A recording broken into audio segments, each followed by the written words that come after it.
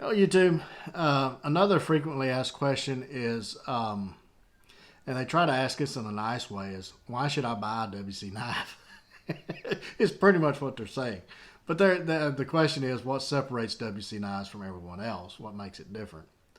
And I think that I can give you my opinion of what I think it is. You'd have to ask each person that individually, a customer, to get their opinion.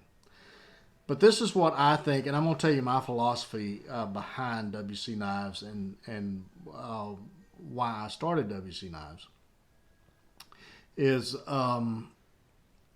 my approach to knife design. I think is what separates me from everyone else, or 99% of the knife world, cutlery world.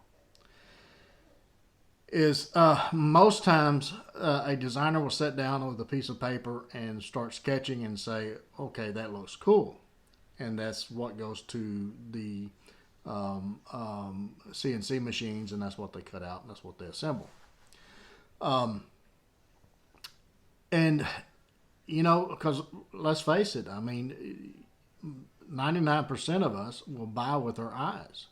We'll look at something and say, yeah, that's awesome. That looks great. And then we get it home and try to use it and find out it's really not that great. I mean, we all have drawers full of those. All kinds of different products, not only knives, but all kinds of gadgets. We buy off a TV and say, oh man, that is so cool.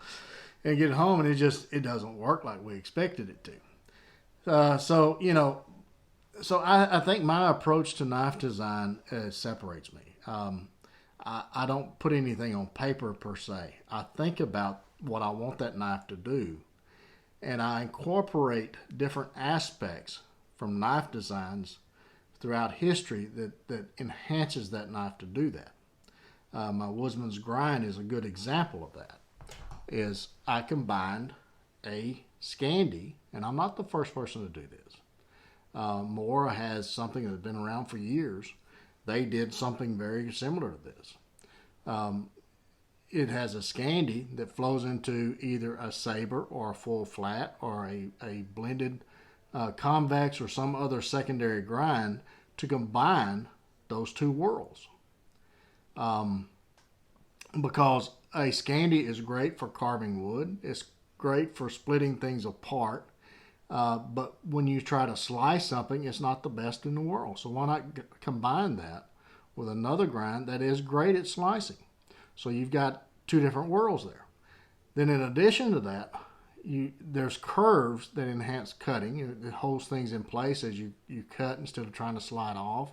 Hooks are great because they also have their place in cutting and providing you a great source because, in hooks, you're not only cutting this away, you're cutting this away.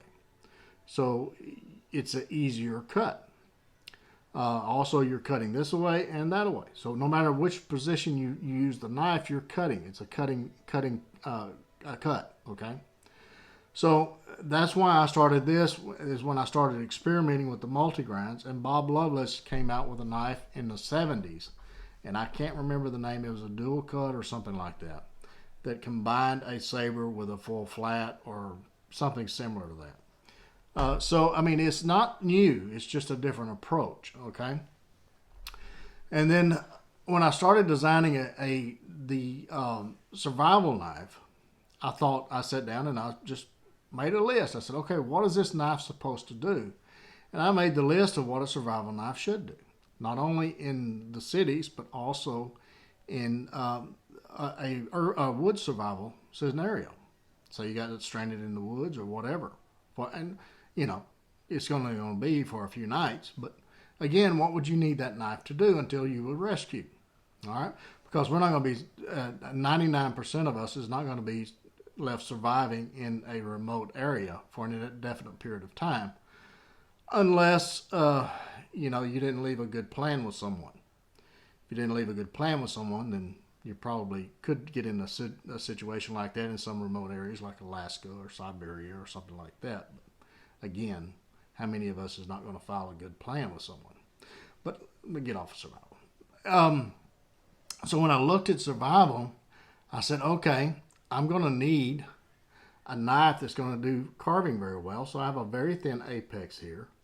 I like the cutlery cut because we're going to do some light chopping. This is going to be kind of like a hand axe or a craft axe because we need to carve some tools. So we've got a little bit of a curve here to help us in our slicing and our cutting. We got another tooth here because, again, things that cut this away and also this away is better because when we're chopping, it cuts through fibers and wood fibers faster if you're cutting 4 ways instead of 2 ways. And I demonstrate all of this in past videos on this knife design, but just kind of give you an idea of my approach, I'm going through it again. Then you need a flat place because you always need a flat surface for planing woods. It also works great as a kitchen knife because you got to eat in a survival situation or you're going to die eventually. I mean, you can survive several days without food, but still, you're going to want a kitchen type knife to cut up whatever vegetables you find, whatever wild edibles you find. And then you got a belly here for skinning because you need a belly for skinning. And then you got a reinforced tip for piercing, for fighting, for defense, for carving those fireboards and all this other good stuff. But not only that is you have different thicknesses of apexes to help you split apart things for robust use of a knife, for durability of a knife, because you're going to be using this in a heavier task than, say, a bushcraft knife. Okay, so it needs to be a little bit stronger than your normal knife. So I took all of these things and I put them in a knife and I started grinding and testing and testing and grinding and grinding and testing and shaping and at the end of the day, after many tests, and me and my group that tested this knife said, yeah, okay, we have something here, and this is going to function the way that I had envisioned. So that was the approach to do this, and then we said, you know, it even looks cool. But that was the end of the day. That was the afterthought, okay? So every aspect of the knife was thought out and it was designed and implemented for a purpose. Because I believe a knife should have purpose.